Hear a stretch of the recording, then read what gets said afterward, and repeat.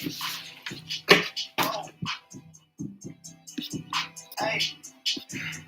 hey, yeah. I'm making a change today. The liquor been taking the pain away. I heard you was giving your chain away. It's kind of like giving your fame away. What's wrong with you? I sit in a box where the owners do. A boss is a road that I've grown into. I love you to death, but I told you the truth. I can't just be with you, I'm only you. Yeah, I got one Virgil, got one, and then they only two. Man, how many times have I shown and proved? Man, how many nights I've been broke, swerving the potholes, not trying to fuck up the wheels on the road, okay? Funny how life goes. He thought he was sick, now we wiping his nose, okay? Soon as you give him your soul, you blow up, and they say it's selling your soul, okay? They want life exposed, they want to know about the highs and lows. Well, summer all I did was rest, okay? And years all I did was stretch, okay? Yes, indeed. Greetings, mighty Africans. We are back. This is the Makonnen Tendaji Show. I am Makonnen Tendaji. It is an honor and privilege and tremendous responsibility to teach African people, a responsibility I do not take for granted, a responsibility to which I had dedicated my life. The Makonnen Tendaji Show aims to analyze the material realities of African Black people by engaging historical and contemporary evidence, investigating ideologies and systems, and disrupting our dehumanization. We will study, analyze, examine, and discuss the history, conditions, and actions of our people the only way, the true way, the African way, together. In 30 minutes or less, it is our intention to critically teach the rich and radical history of our people, African people, our way, the African way.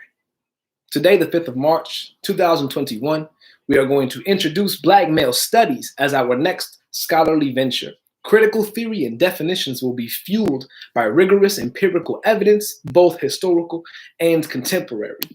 Yes, indeed, we have been gone for some weeks. We had to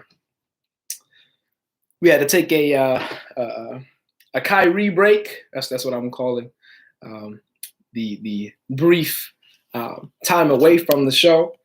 For those who are not familiar, Kyrie Irving is a professional basketball player for the Brooklyn Nets. And about a month ago or so, he took about 10 to 11 games off for mental health reasons, for personal reasons, and didn't disclose any reasons to media or anyone like that. And, you know, he reserved his right to, keep that information to himself and to keep that information private as he should. So that's the similar break that we took from the show. So with that being said, Black male studies is a lot of things, and it is not a lot of things also. Any truly conscious African recognizes through historical and contemporary study the lived experiences and material conditions of African people are as a result of colonialism, imperialism, anti-Black racism, and white supremacy, and enslavement.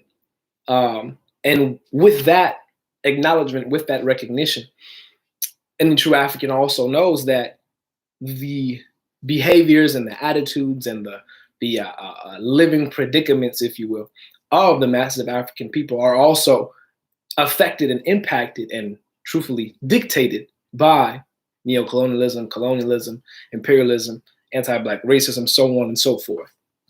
So with these acknowledgments, with these recognitions, it is of the utmost importance that when we critically study about and do research about the lives of African people, we are placing at the center of our analysis those systems and ideologies and institutions that have subjected our people to such conditions and to such material realities, right? The overall objective of the Makonnen Tendaji Show is to do just that.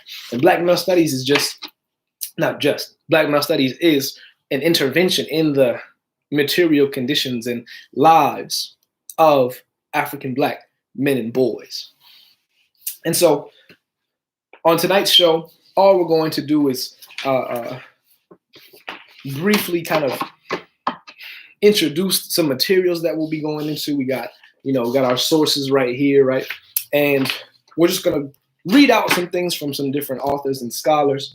And the goal with this is to, sort of lay the foundation, establish the groundwork upon which we will build our in-depth analysis and critical study, right, of our people. And so with that being said, there are a couple of things that I'm just going to share with you all during this time. And as I said, right, particularly in this new scholarly venture, critical theory and definitions are going to be fueled by rigorous empirical evidence, both historical and contemporary. Scholars know there is no theory without practice, without evidence, without tangible examples and studyable conditions and ample data to collect and to gather and then to organize in such a way to then devise a theory, a sound theory. With no evidence, a theory is just one's individual idea or worldview or perspective, if you will. And we aren't interested in individual perspectives or ideas. We're much more interested in those critical theories and definitions only if they are built upon that solid foundation of evidence and sociological data and empirical findings, right? And so with those notions of data and evidence, I'm going to read from two reports in particular. Both were published last year, 2020. The first one was put together by the Brookings Institution. The title of it is "The Challenges Facing Black Men and the Case for Action." This was a paper prepared for November 19th, 2020, a special event on challenges faced by Black men and boys. And again, we study evidence and data in order to inform our theorizing and our contemplating, and then of course deriving solutions for the material realities of Black men and boys. And so this report in particular covers three sections of life, right? There's education, educational attainment, employment, and health, specifically life expectancy. And what the data show, is that in these areas, Black men are and have been trending negatively for some decades now. So I'll read this first section dealing with education, right? So this is according to the National Center of Education Statistics in 2019. In 2019, 28% of Black men ages 25 to 29 had a bachelor's degree or higher, compared to 30% of Black women, over 40% of white men, and nearly half, so 50%, of white women. The gap is greater still at higher education levels. Only half as many Black men have a master's degree, 4%, as Black women, 9%, white men, 8%, and white women, 13%.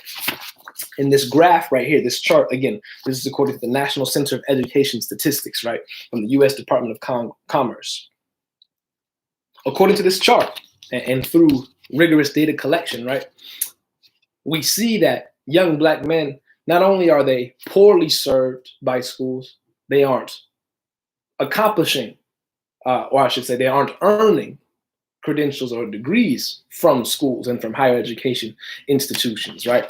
So that's one area. Another area has to do with employment, specifically earnings, right?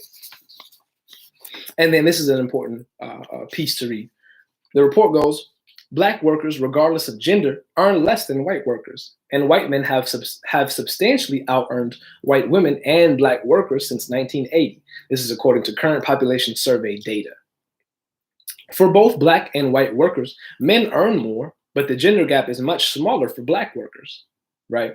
Black men earn $378 less per week than white men, and $125 less than white women. Overall, white women have seen the biggest increase in earnings, overtaking black men in the 1990s, right?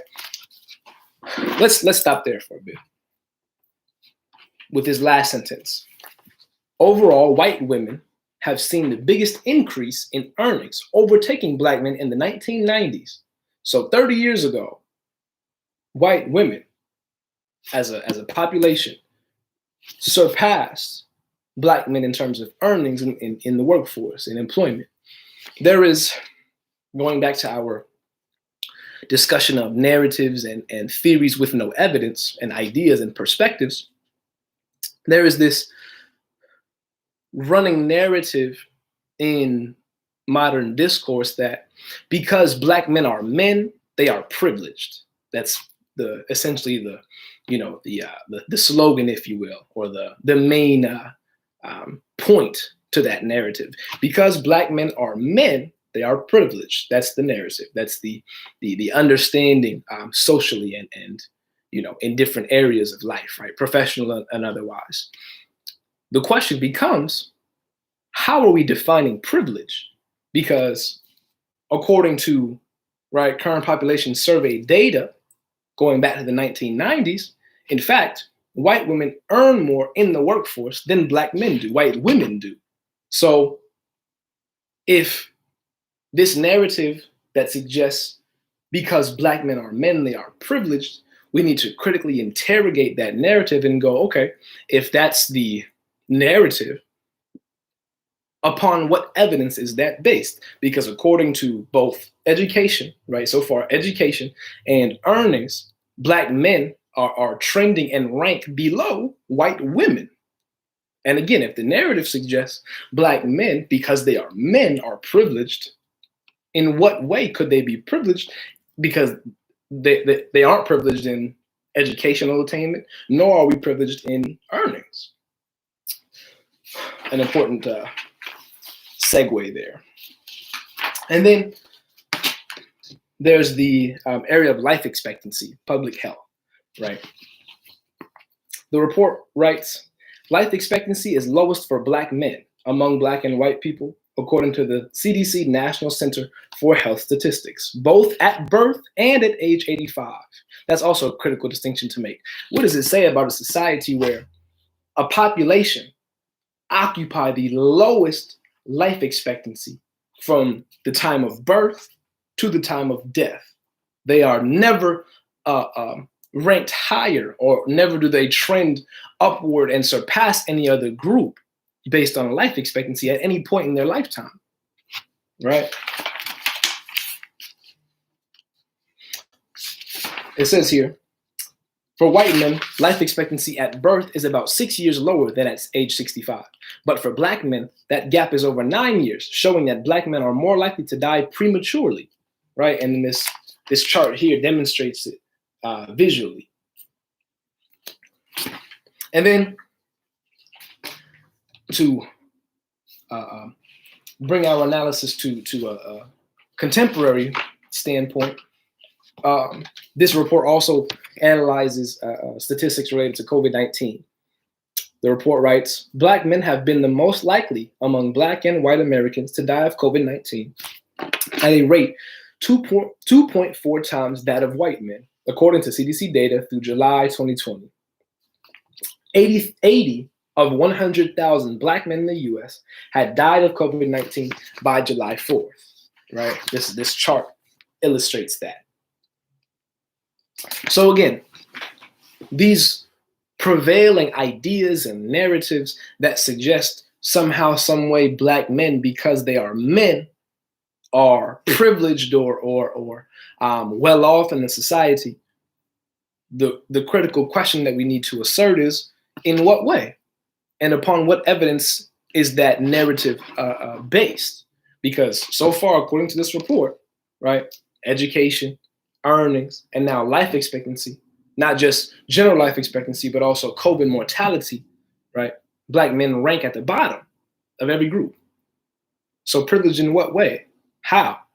What area of life can we point to and go, okay, because of the rigorous evidence collected and gathered in this area of life, this narrative that Black men, because they are men, are privileged, holds water. It is proven, right? We have yet to see that, which is why we are holding the position that theory are only sound and accurate and truthful and factual if they are built upon that foundation of evidence. So that's that report, the Brookings Institution, the challenges facing Black men and the case for action.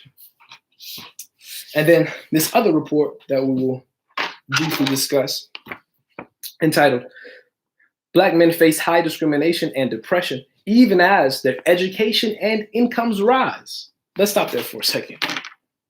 If here in American society, the prospects of education more or less dictate or influence one's prosperity and upward mobility, what the studies show and what the data demonstrate is that for Black men, higher education, along with increased income or better career prospects, the data show actually discrimination and depression are very much still prevalent in the lives of Black men.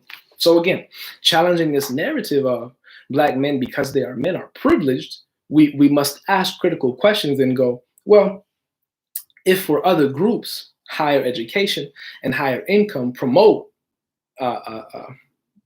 greater health or life expectancy or overall positive attitudes about life, where is the data to support that narrative?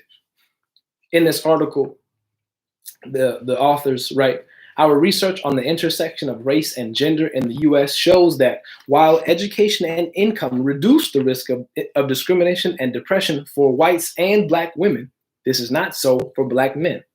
Black men still face depression, which could stem from discrimination, even when they achieve traditional measures of success.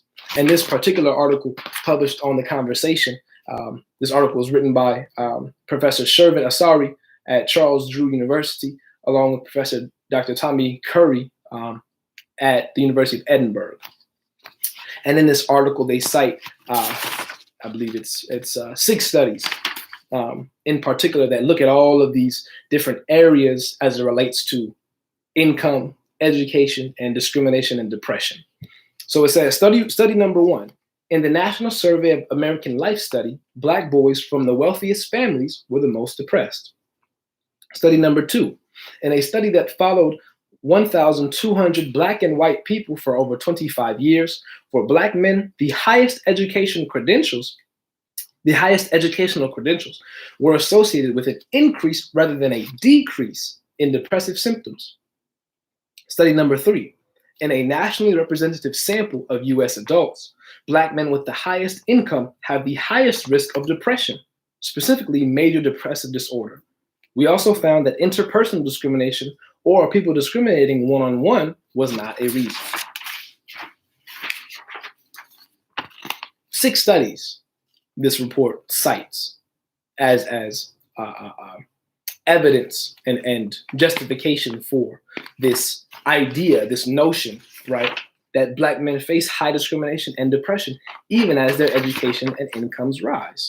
So we are revolving our analysis this evening around this narrative, this idea, this suggestion that because Black men are men in a patriarchal society, they are privileged, they are well off, they are in better positions in life. That's the dominant narrative.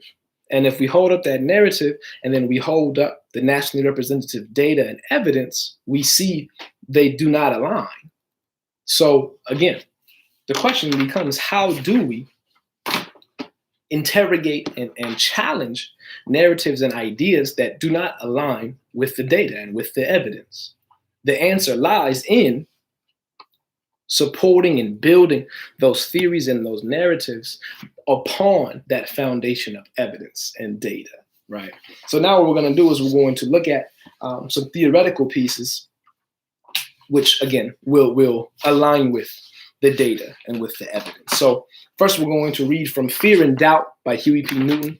This essay was published May 15th, 1967. Huey P. Newton writes, "The lower socioeconomic black male is a man of confusion. He faces a hostile environment and is not sure that it is not his own sins that have attracted the hostilities of society. All his life, he has been taught, explicitly and implicitly, that he is an inferior approximation of humanity. He looks around for something to blame for his situation, but because he is not sophisticated regarding the socioeconomic milieu and because of negativistic parental and institutional teachings, he ultimately blames himself. Society responds to him as a thing, a beast, a non-entity, something to be ignored or stepped on. He is asked to respect laws that do not respect him. He is asked to digest a code of ethics that acts upon him but for him. He is confused and in a constant state of rage, of shame, and doubt. This psychological set permeates all his interpersonal relationships. It determines his view of the social system. His psychological development has been prematurely arrested. This doubt begins at a very early age and continues throughout his life. With whom, with what can he, a man, identify? As a child, he had no permanent male figure with whom to identify. As a man, he sees nothing in society with which he can identify as an extension of himself." This essay, written in 1967, over 50 years ago, is illustrating the very problems that the data today demonstrate. Educational attainment, employment and earnings, life expectancy, all of these critical areas of life in which Black men are trending downward with no signs of improvement are points of analysis and reference and the fuel to the critical theories surrounding the material realities and conditions of Black men. What Huey P. Newton is writing about in this essay has essentially come to fruition and come to pass contemporarily through the data, through the evidence, right? And then if we read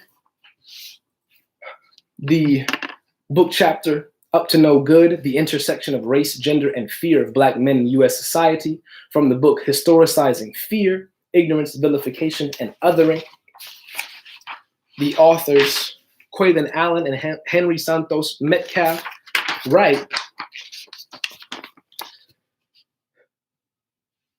"Because both race and gender are socially constructed identities informed by and through relationships of power in a white, patriarchal, capitalist society, Black masculinities have been largely interpreted in relationship to white hegemonic masculinity. Thus, Black masculinities have largely been developed through xenophobia of the Black male body." I'll repeat that sentence. Thus, Black masculinities have largely been developed through xenophobia, which is the fear of the foreign, through xenophobia of the Black male body. Ironically, Black men are seen as both a threat and a commodity by the white patriarchal capitalist society. As such, Black masculinities might be understood to be a collection of practices constructed through social anxiety and fear of Black men.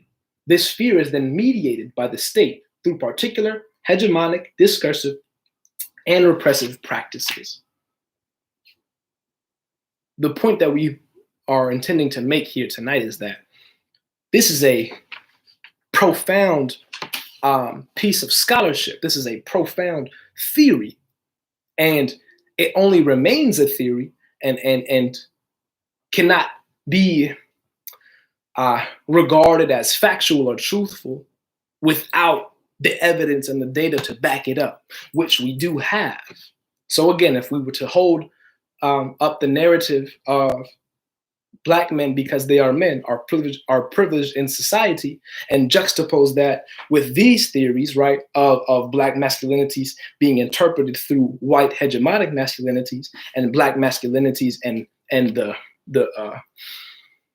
perception of Black men through xenophobia of the Black male body, if we were to juxtapose those narratives, only one holds water, only one holds weight in terms of being factual and truthful. Why? Because the evidence and the data back up that narrative. So our intention tonight was simply to introduce us to the discipline or the scholarly field, if you will, of Black male studies. And the intention also was to ensure that when we are faced with narratives or ideas or perspectives, that we are always sure and critical, right, in terms of needing to see corresponding and corroborating evidence and data to support those theories and those ideas and those perspectives. Otherwise, all we get are theories and ideas that permeate the discourse, right? And they essentially are embedded in the society that are not factually true, that are not backed by the evidence, that are not at all supported by any data of any kind. So, in conclusion, the Makonnen Tendaji Show is now on Fridays at 6 o'clock. So hopefully you all can tune into the new day and time. And tonight's show was, again, just to introduce Black male studies as a discipline, as a field. And over the next few shows, we will be doing a more in-depth analysis and study of Black male studies, right?